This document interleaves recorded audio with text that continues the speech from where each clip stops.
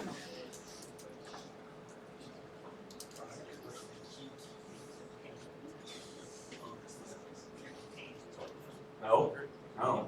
no, perennial pain, not like severity of pain. If that was the answer, then that would be correct. Perennial pain, that's going to be generally the same, right? Without any kind of differentiation of quantification or anything like that, right? So what else? Fever, right? Fever, right? We start with everything and we work our way taking symptoms off until we get all the way down to that chronic pain, non-inflammatory, right? And so perennial pain, yes. Prostate inflammation, yes, with everything except for the non-inflammatory. Positive urine culture, yes, because chronic and acute bacterial prostatitis are going to have bacteria, okay? And then elevated PSA, I don't know if I specifically said it, but anytime your prostate is inflamed, enlarged, aggravated, infected, your PSA is going to be elevated. So that would be a characteristic of both. So it makes sense? So in the end, what really differentiates these guys would be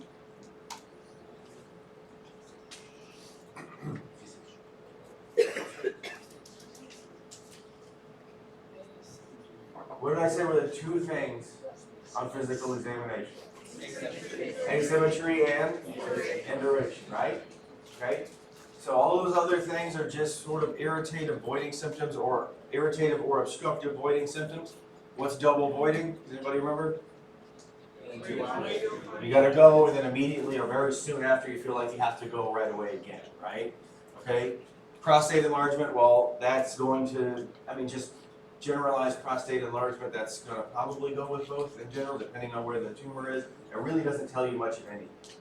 Right? Nocturia is getting up to go to the bathroom frequently, right?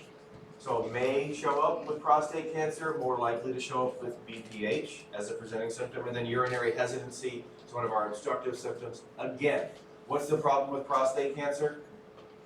As far as like showing overt symptoms? It just depends on where it's growing, right? If it's growing into the urethral diameter, if you will, then it's going to have some of these symptoms. If it's just growing in some innocuous lateral location, if you will, and you can't palpate it and it doesn't cause any symptoms, then it's just going to sit there and fester for a while until the patient does manifest some symptoms, okay? And on that note, screening.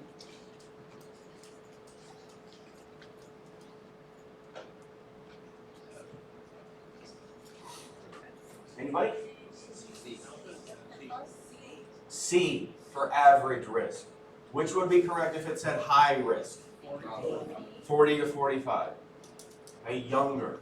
They're higher risk, we're going to start screening sooner. Remember, baseline here, right? And then when do we pick up every 2 to 4 years? What age? 50, right? Okay.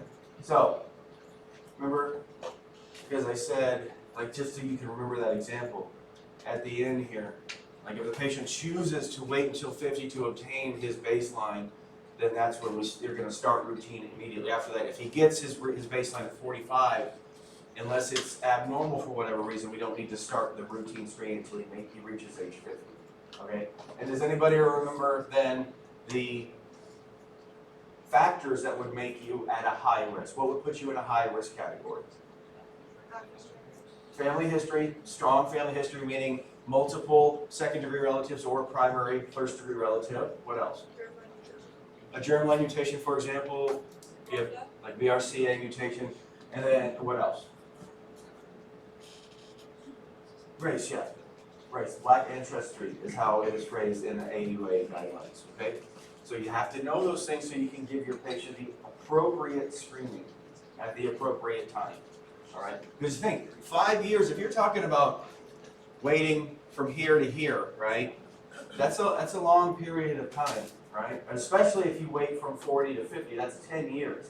If you give the patient inappropriate screening guidelines, you might have caught a high-risk patient all the way when they were 40 at a much lower stage, and now you're catching it not until they're 50. So it's really imperative when you get to these screening guidelines for any cancer that we have appropriate screening recommendations for, that you understand the right patient, the right recommendation.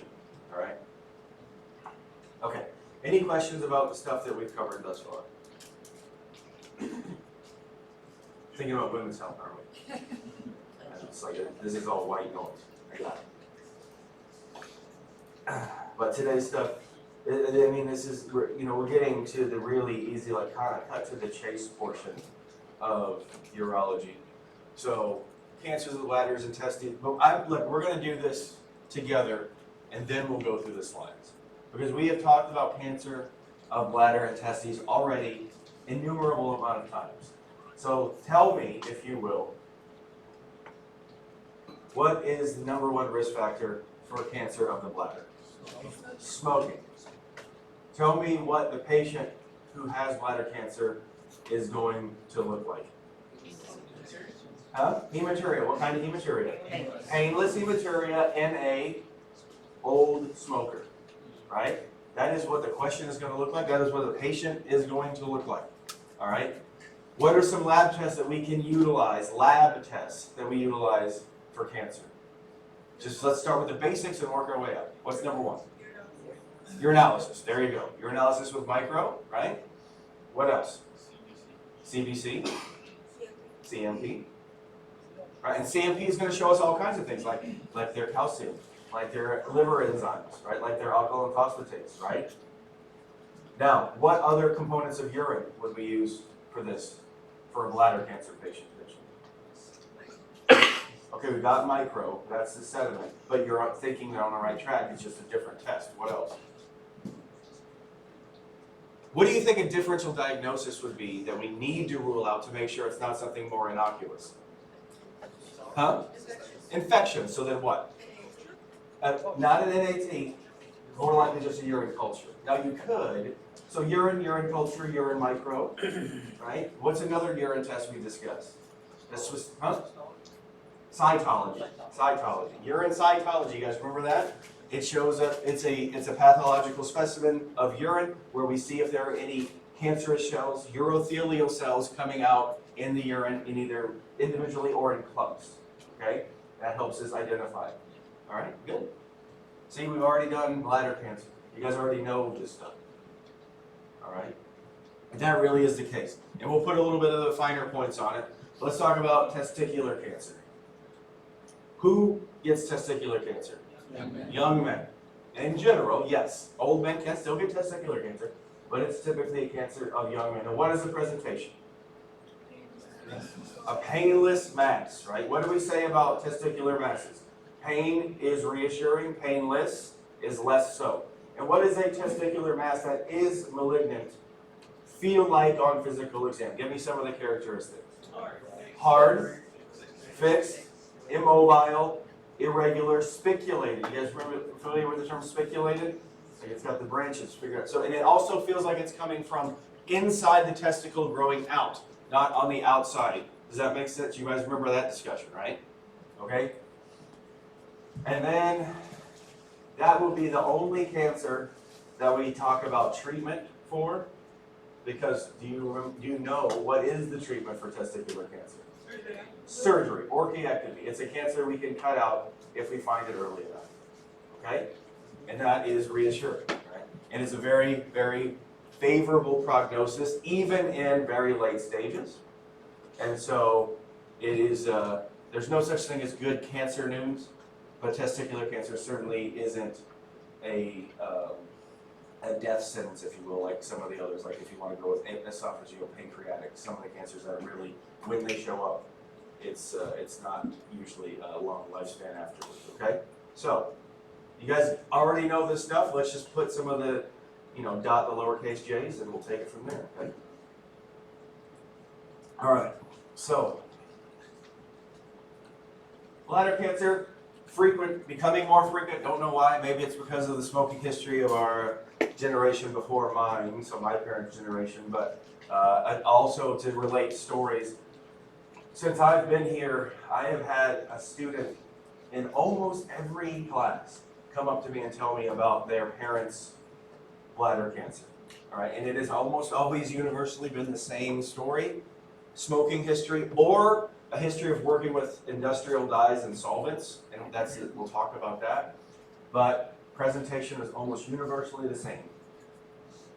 What is it? Painless hematuria, right? Painless, typically gross hematuria, all right? But do you remember all the way back to day one in nephrology? And what did I say about hematuria and proteinuria? You have to figure out why they're there. And this, again, reinforces that point, okay? So if you look, I don't really love epidemiological statistics that much, but when we're talking about cancer of the urinary bladder as far as new cases are concerned, it's pretty far up there for men. But luckily, as far as if you want to talk about percentage-wise, 12%-ish mortality, okay? Versus if you look like lung and bronchus, 117,000, 67,000 fatalities, so you're talking more along with the 50%, all right? So a survivable cancer, another one that can actually be removed, cut out of the patient, but still, we need to be cognizant of it because it's becoming more frequent for some reason. It's going up the list, all right?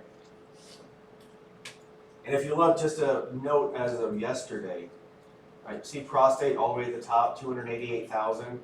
We're finding it more, but 34,000 fatality, right? So a survivable cancer as well, which is why we go back to the potential for that active surveillance as a treatment option for cancer, because patients will often, at diagnosis, live longer than their cancer. You understand? They will live long, they will die of other causes before their cancer will kill them, the prostate cancer that is, okay? So, risk factors, again, cigarette smoking, industrial dyes and solvents, aromatic amines. All right, so usually, I mean, if the patient has an occupational history of working around chemicals, chemical factories, whatever, you know, wherever they would have these kind of, you know, rubber manufacturing, petroleum for sure, something else, let me see my notes. Printing industry, if you have a leather maker, anyway, if they're around noxious chemicals, just assume them to be in that upper risk category, all right? I don't, you know, need to know aromatic amines because that's a good distractor, right? If the patient doesn't have a smoking history, but they have a history of industrial dye or solvent work, then you still need to think about it. All the way down the list, much less likely. Schistosomiasis is really the gee whiz one. If you're going to get like a PEM question in a urology rotation, if you have one, it's going to, what else can cause it? Well, schistosomiasis blow their mind that you know that, right? Painless hematuria, painless gross hematuria more often than painless microscopic hematuria, right? But again, what is the problem with bladder cancer as the same as any other cancer of a hollow organ? It depends on where the malignancy is growing, right? If it's not growing near where the ureter meets the bladder, or if it's not growing where the urethra meets the bladder, the in pipes or the out pipes, means it's not obstructing anything. It's got to grow there for a while before it becomes large enough, irritated enough, friable enough to start bleeding and manifesting symptoms, or you know, even obstructive symptoms, let alone, right? So you have this cancer growing in this hollow bag, and so it grows for a while. Oftentimes, it's fairly advanced by the time it's found in general. Okay, but again, it's still for some reason fairly survivable. And that's why at the bottom, many patients will be asymptomatic. Our more fortunate patients will have it growing somewhere where it causes earlier symptoms that are clinically obvious. Physical exam in general, as being a dispensable organ where it is, it's really difficult to palpate a bladder tumor. Really, if you're going to find anything, what do you think it's going to be? On physical exam, what do you think? With cancer in general. Yeah? Ooh. Not blood, like a physical exam finding that might be associated with cancer. Like let's say a cancer that's metastasized. Lymph nodes, right? Regional lymph nodes. You might find some associated lymphadenopathy. Might be more likely to see that. Yeah, blood, of course, right? All that other stuff you said, but like if you're doing a physical exam, not really, I mean, you're just pushing on the hollow bag. So if you mash on the mass, it's just going to push it down, not necessarily appreciate it, right? So some lymphadenopathy, okay? If you can do a bimanual exam, good luck with that, and just don't do it. You know what I mean? Like, you have to have a very, very thin-walled individual to be successful doing that. And they also make ultrasounds and cystoscopes now, so you don't have to do that, so just don't, all right? Now, the workup, we got it all already, right? Is there anything on here that we missed?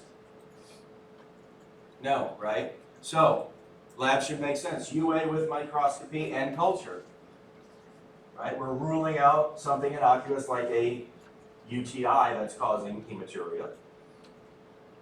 Urinary cytology, exfoliated cells, so literally urothelial cells that line the bladder coming off because that neoplasm is friable, it bleeds, it loses cells, and they come out in the urine and they see them, okay? And then CBC and CMP, exactly for the reasons we said, right? Okay. This is what the patient needs, though. Right? You suspect bladder cancer, you order those labs and send them to urology because they need to get a camera in there to see it and to get a piece of it, okay? Literally, they will take a biopsy specimen, know exactly what they're dealing with.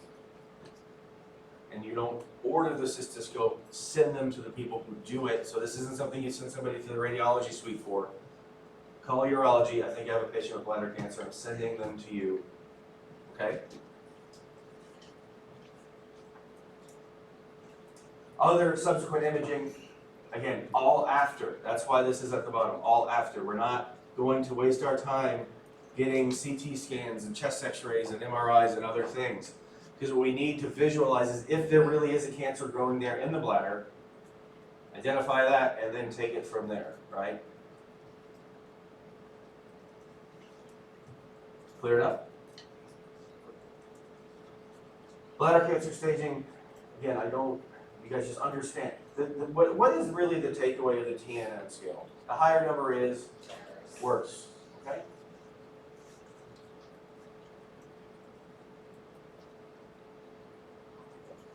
That little asterisk is because, again, you don't have to memorize or know for the test anyway, treatment options. In general, though, it's going to be at least a partial cystectomy, so part of the bladder coming out, or it could be a radical, total cystectomy. And we did talk about this briefly. Does anybody remember what this patient would be at risk for after a cystectomy? A nephrology thing? It is the diarrhea thing.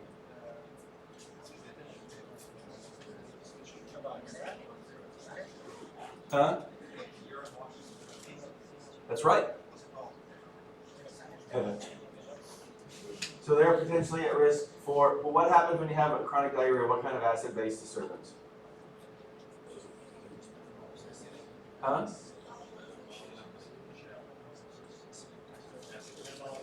Could be, right?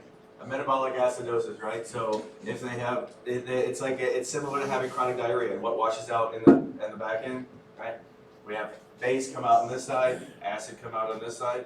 So that patient's at a risk of that potentially, right? Also at a risk of hypokalemia, losing potassium, all right? But the reason why is because the patients have an anastomosis created with the rectum and the ureters. So the patient still can maintain a certain urinary continence, all right? So they don't have to have a bag. But that does, again, it's like having a chronic constant diarrhea when it washes out there, okay? You can do different types of chemotherapy, even though this doesn't have an asterisk, same thing, you don't have to know. But intravesicular, so they can do chemotherapeutic agents that are instilled directly into the bladder to have their effect there. Systemic chemotherapy, systemic radiotherapy. Typically, we're going to have a combination of something here, all right? Surgery, like I said, I just talked about the anastomosis is created. Prognosis-wise, it is not bad if it's caught early, And even 3, which is, regional metastasis, it's still decently survivable, right? So, it's just better, where do we don't really have anything that would be considered screening, right? Population-based screening, right? We have that for other things. If you have a 50-year-old patient, or a 45-year-old patient, I should say, what advice do you give them? Get a colonoscopy, right? We know that. You're this age, you get this thing. We screen population-based, not risk-based, population-based. Everybody needs one. We don't have anything like this. We don't have our patients say, when you turn this age, you need to go get urinalysis and urinary cytology so we can look for prostate or bladder cancer. So that being said, what do we do to affect change here? Stop smoking, exactly. Patient education, all right? Do our patient education, do our diligence with our preventative measures, right? That second P of so the hardest thing to do. Again. Okay? Yeah?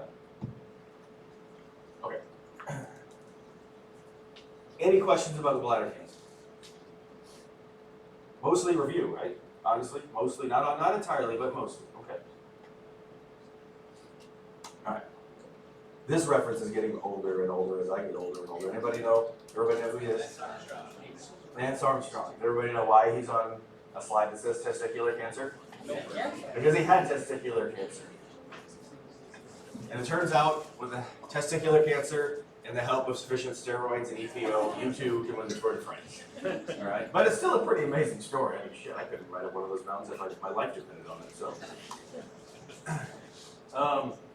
testicular cancer, again, young man's cancer. As I say, I don't really care what it is. Like, I don't care what pathology says, if it's a germ cell tumor, if it's not a germ cell, doesn't matter. Because how do both of them generally present? Painless testicular mass, right? And then take it from there, all right? So it's not a lot of bang for your buck to memorize pathology like that. It just isn't. Risk factors now, different story. Cryptorchidism, all right? Even if the cryptorchid testicle is fixed early, the patient still remains at a theoretical higher risk. Family history, of course, all right, so we have a history of testicular cancer. It's not a really strong family history, not nearly as strong as, say, breast cancer, but it is a risk factor, all right? If you have a history of mumps or orchitis, theoretically, again, another risk factor. Right? Painless enlargement of the testes, meaning a painless testicular mass. Right? If it's large, you guys remember me talking about in varicocele, hydrocele, etc., that just the weight, the physical weight of the mass around the testes will irritate the nerve and cause a heavy sensation and sort of that irritation in the lower abdomen. Unless you have a huge mass, or unless that patient has developed a reactive hydrocele, they're probably not going to have any symptoms other than the physical mass itself, okay? And again, I don't know how many more ways or times I could make this point here. Imaging. What are we going to get for a testicular mass? Full stop, huh? Ultrasound, that's right. What if you know for a fact, in your clinical brain, that it is an epididymal head cyst? Still get an ultrasound. Okay? Make sure you check both testes. All right? There are unfortunate souls who will manifest at presentation with bilateral cancer. Very unusual, but make sure you just don't focus. But whenever you hear mass, you think cancer, you zone in and you forget. Do a testicular exam of the other testicle. Check the regional lymph nodes. Do your diligence, right? Do the right thing. Now, serum tumor markers, I imagine you have talked about these in other courses in oncology and so on and so forth. Yeah? Okay. So what, well, it's already on here. So That's what it's for. Can you diagnose a cancer with a serum tumor marker? Can you rule out a cancer in the absence of a tumor marker? No. What are they useful for? Adjuncts to diagnosis. More specifically, even follow-up, right? If our tumor markers are increasing at post-treatment visits, then we suspect we're having a recurrence of that cancer, okay? So, HCG, not commonly elevated in a non-pregnant man, right? So here we have a germ cell tumor that's giving off HCG. That's something we need to test. Alpha-fetoprotein and LDH, all right? So get those 3 of those when you suspect at diagnosis, when you're doing the initial workup. And then if you're seeing the patient in follow-up and they haven't been done, you get them to see if there's any kind of recurrence, okay?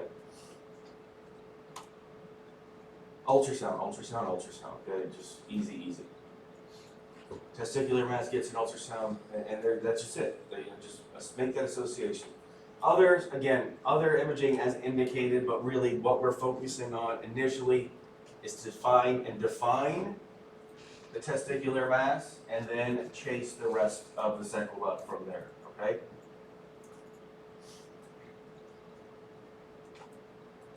Redundancy for redundancy's sake. Okay? Even with something like this, even with something that is an infectious still, get an ultrasound, just still do it. Okay? Extension of the physical examination. This is a excerpt, if I want to speak English, an excerpt from the AUA's guidelines. Okay?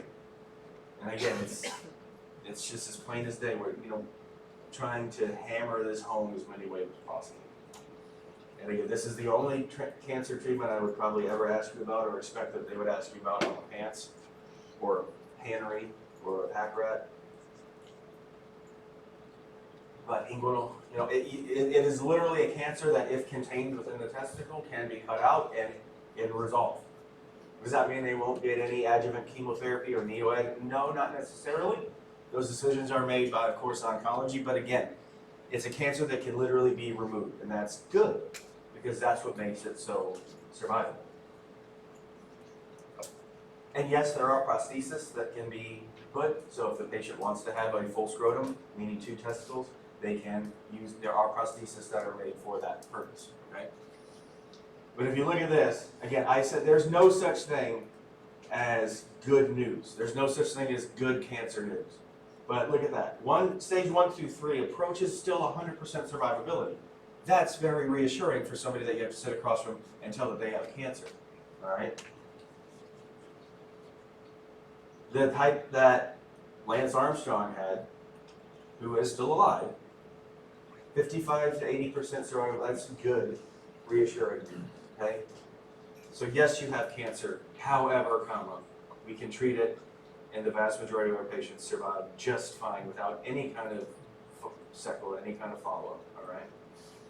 Secondary tumors, it's possible, super rare, not really a common metastasis site. A common site to metastasize from, but not to. That's what this slide is saying, okay? And let me talk quickly about this. And this is I'm almost certain this is gonna be changing. There is the recommendation, you need to know the book answer. USPSTF says don't do it. Do not recommend self-testicular exams, okay? Because they have found that the burden to the medical system, the incidence of patients coming in and getting unneeded ultrasounds and testing doesn't bear out a risk-benefit favorable ratio, a favorable risk-benefit ratio. I will tell you in my clinical experience, I still tell patients to do self-testicular exams and check for lumps and bumps because ultrasounds are cheap, easy, they don't expose the patient to any radiation. And again, I've said it before, the stupid euphemism I use is I'd rather be 100% sure that my patient doesn't have cancer than 99% sure, okay? So there are articles having been written, for example this one, basically society, AUA, other societies, National Cancer, urging USPSTF to reconsider and say, let's make this a recommendation for exam, because I think now, I mean, the guidelines for a self-rest exam are withering, and so it's like, well, I think what the risk really is the same thing that happened with prostate cancer, is that you find cancer later rather than earlier, right? And if it's something as innocuous as a self-testicular exam and a potential subsequent ultrasound, then that's really simple. I mean, you can hook an ultrasound up to your iPhone now, you know what I mean? So that's really it for the day, guys. I know it's only half an hour, but I told you this stuff is it's pretty straightforward. We've covered it before. The remainder of the material, I think we have about a total of 100 and change slides left in 2 class periods.